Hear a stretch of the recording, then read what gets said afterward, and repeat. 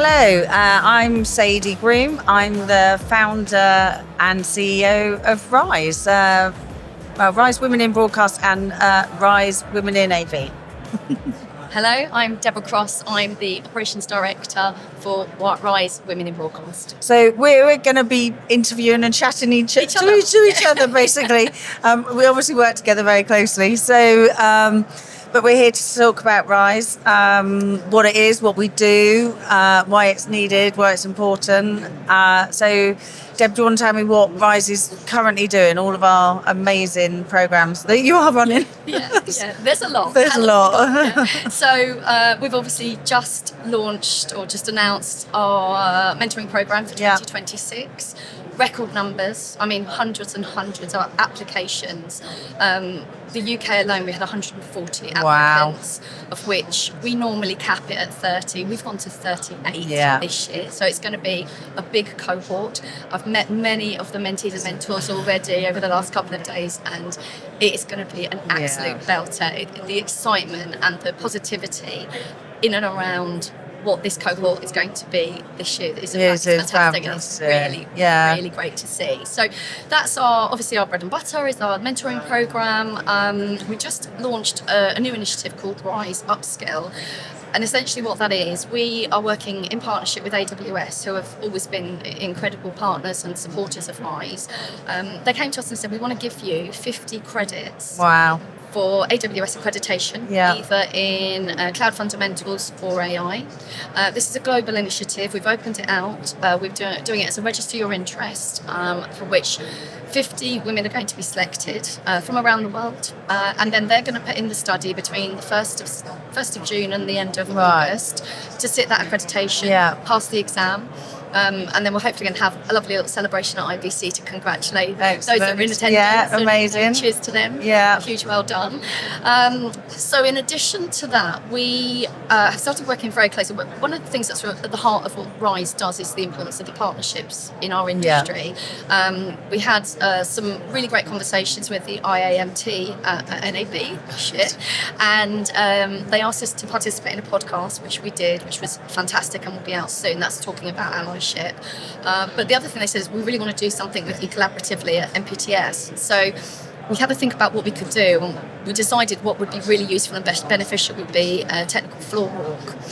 So we got 12. I know something you've really always been very passionate about. So we're like, look, let's pilot it at MPTS. Exactly. So we had 12 of our new mentee cohort, and Stuart Ray kindly volunteered his time and reached out to a number of the IAMT partners, scheduled some really great demos, tech demos on the stands. We did a complete itinerary. We had a route which culminated in our drinks event yesterday afternoon.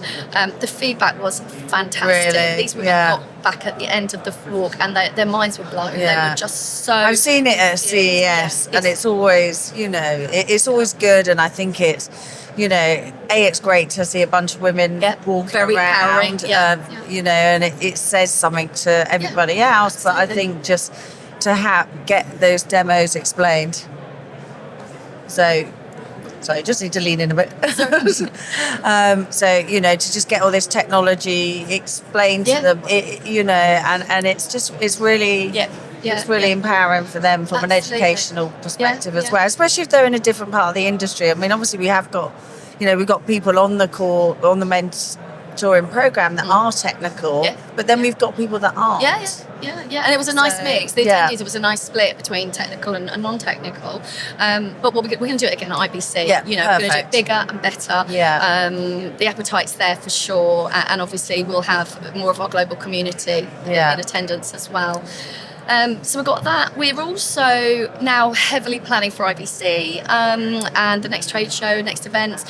So one of the things that's really passionate, part of our passion is getting female voices on stages. Now, one thing I know that Charlotte has worked so incredibly hard at this show, it's not one panel didn't have female contribution, exactly. which was incredible to see, and it's the way it should be, right? So with Panel Plus, we have this list of incredible female speakers, but when I talk to women in our community, they're telling me they're terrified of public speaking. The thought of it makes them feel physically sick, and it's just not for them. So what we're doing is we're engaging with a communication specialist that we've actually got a sponsorship from a fantastic organisation that are going to pay for her travel and accommodation, bring her over to IBC, and then we're running a workshop in and around public speaking and communication. Perfect. But it wouldn't just be oriented for getting up on a stage, because for some people it just will never happen. No, it's terrifying. exactly. It's not for them. We accept that, but we need to think about it in a wider context in and around communication. So it could be as simple as the feedback that we get is that women that are on, say, video calls, team calls, where it's male dominated, sometimes they can't get a word in edgeways, or they get cut in, they get interrupted, or they have these fantastic ideas that they want to articulate, but something's holding them back. So it's just empowering and upskilling these women to say, look, do you know what, we hear you, we understand what your challenges are, let's find a solution. So then we've got Rise Elevate as well. Elevate is happening, it's coming, comms have already gone out, our Jedis have been secured, and it's going to be incredible. So we piloted it last year with Rise AV. I attended purely as an observer to see if we felt it could really fit for WIB, and literally within the first 20 minutes I was like, we're doing it. We need to do this. It's fantastic. It's going to bring together women that are in management, moving into leadership roles, a number of skills. They're going to have one-to-one mentoring with our Jedis, as we're calling them, and it's going to be a really great cohort. And I know it's a 6-week program, and again, the importance of it isn't just about the skills they're going to gain, it's this community that we build again and again. So in that perspective, I'm very excited for the first cohort. And we've obviously got Rise Awards coming up in November. We have, so nominations were open for that in the next couple of weeks. So, and then we reveal the shortlist at IBC, and then we're on November the 17th back at Troxy, which is great. Wow, there's a lot going on. There's a lot going on for our very, very small team. Just looping back to the awards, I think certainly being for the first time part of the shortlisting panel last year, we received so many applications, and it's a lot to go through and read every single one, which we do. We do not use AI. But one thing that people that perhaps didn't make the shortlist always ask is why. We thought we submitted a really strong application. We have created some guidance notes that we did distribute last year, but we'll do again this year. For anybody thinking about nominating, people can self-nominate, of course, but if they want to, anybody that wants to nominate somebody they feels worthy of an award. So really think about the information that we're providing in terms of the strength of the application. We had a couple of just literally one-liners last year. We really did. And we need. She's fabulous. Yes, no, I'm sure she is. We get that, but you need to tell us a bit more. Exactly. So really excited about the Rise Awards. We obviously have opportunity for sponsoring an award, and that takes us quite nicely on to the other reason that we're here and what we need to talk about. Right. So, I'm the person that always says, I'm going to get my begging bowl out now. So we do need sponsorship. I think to go into that topic, why is Rise so important? What are we doing? I mean, I know. It's been so important for me, and to see everybody and progress it. Rise is now nearly 8 years old. So, and I saw somebody yesterday who was like in cohort 1 for mentoring, and and those cohorts still together. Why do you think Rise is so important?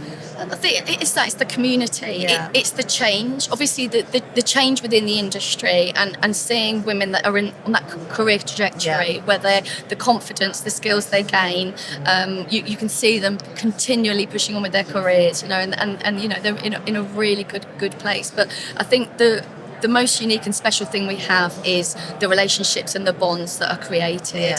These like you say, the day one cohort, year one cohorts are still in communication now. But when things go wrong, that's a bit, they celebrate successes, right? But when things go wrong, and the massive driver at the moment around the conversations I know is redundancy, which is happening in the industry so much. And even at the show, today and yesterday, women coming onto the stand and just saying, I've been made redundant, I don't know what to do, I'm lost, I haven't got a clue where to start, I've lost my confidence and I really need help.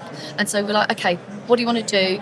Who, what does that look like for you next? What did you do previously, etc. Okay, here's some contacts, let's get you in touch with this person, let's connect you with that person. And all of a sudden you see their shoulders drop and the relief in their face. You think it's the support, it's knowing you're not alone, it's knowing that you've always got somebody to reach out to, and that we will do absolutely everything we can to support. But I think, we've also had so many allies and advocates that have come to the stand over the last couple of days. And I think it's really important to know that although Rise evolves, and why we're so important is that we are here for the women in our industry, we couldn't really be doing any of this without our incredible advocates and allies that are supporting, helping with mentoring, championing what we do, but also championing the women that they work with as well.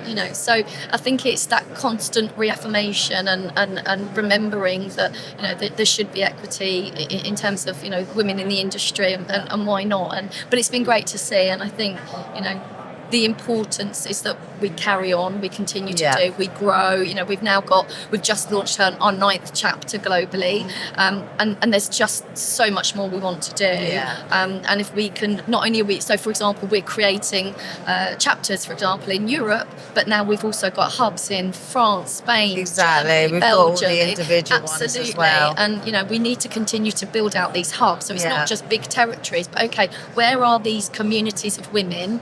And how do we connect them? And how do we continue to grow? And I think when I set it up, I wanted to change the industry, and change the people's views on women, from all sorts of levels. We were talking earlier about, people being technical and non-technical. We still have instances at trade shows where someone will go up to someone's stand and say, oh, I've got a question. And they say, oh, I'll go and get Nicola. And they'll say, no, I've got a technical question. It's not about marketing. And so that is still happening. It is. And I think, we have changed that perception, I believe. One of the things that, I've tried to campaign for is to have job titles on people's badges at shows, so that if someone walks up to your stand, they know what you. If you're CTO, it says you're a CTO. Sure. So as a female, I think the other initiative that we've done is the Safe Car initiatives. A couple of trade shows. We've had women come up to us and just say, I think you literally saved me from something very bad. Absolutely. So, and I think, it has a role to play. Everyone always asks me what my goal is for Rise, and I would just say for it not to exist. But things are changing, absolutely. But are they changing quick enough? Probably not. So how can people get involved?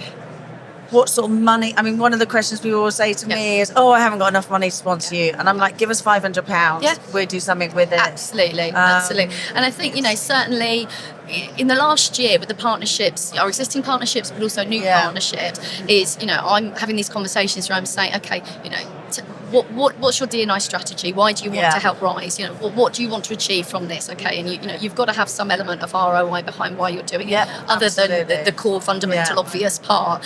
And so organisations come and say, well, look, we want to do this with you because X, Y, Z. And we're like, okay, let's do that, and this is the budget. So we have a really comprehensive sponsorship deck which will lay out the baseline of our packages.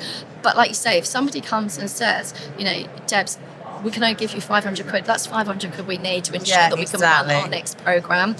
Somebody commented yesterday on the booth, obviously amazing stand, and I think we also need to mention DCE. So thank you so DCE much, and Think Expo for making it possible. But they said, oh God, look at all your sponsors. You're not for profit, aren't you? You're doing so well. It's like, no, do you know what?